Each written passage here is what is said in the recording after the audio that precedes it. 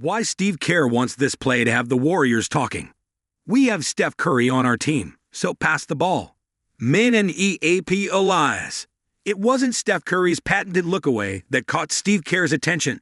It was everything that led up to the two-time MVP's latest game-sealing dagger.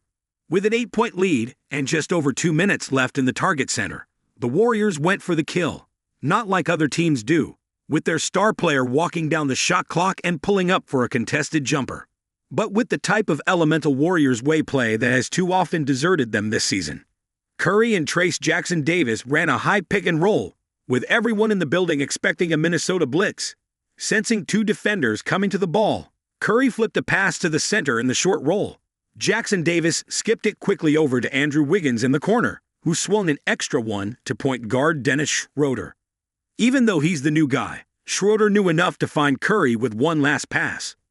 One dribble, 4 passes, and one big celebratory screen from Curry. That's the game right there, Kerr said after the Warriors' 113-103 win over Minnesota.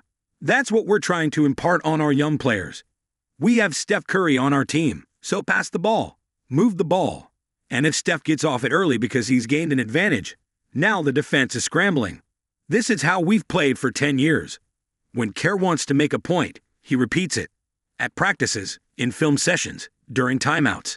And not just with his team, he reiterates it through the channels available to him.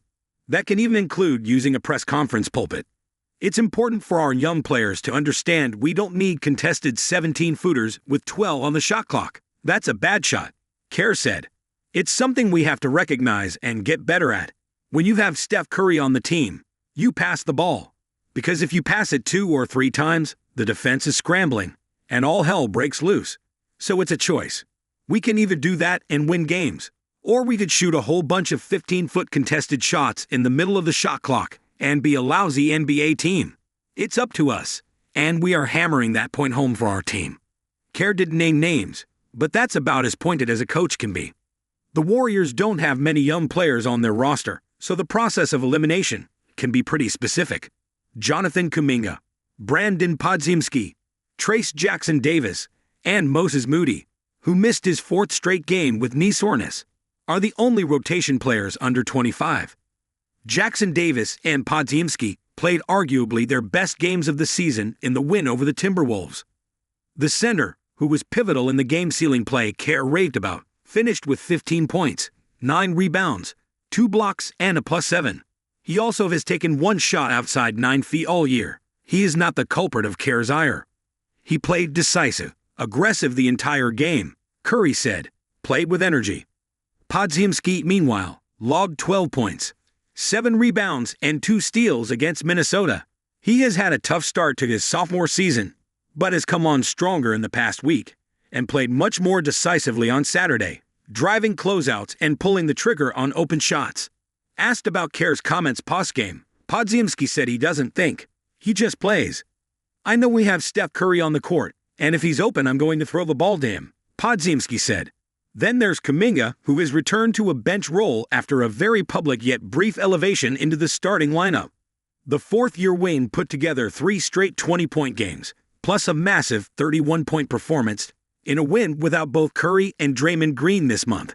He has generally been a good passer with wide court vision, but is more of an isolation scorer than Kerr's system tends to lend itself to. He needs the ball and occasionally stops it. One play against the Timberwolves, Kuminga drove into the paint and had Podziemski open on the wing, but instead threw up a tough shot in the lane that badly missed.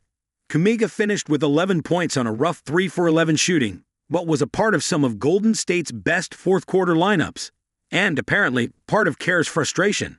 Kerr made his impassioned plea not in the heat of the moment after a tough loss, but rather after a hard-fought, much-needed win. He did it while answering a question about getting over their late-game scoring struggles, an inquiry only tangentially related to the point he got across.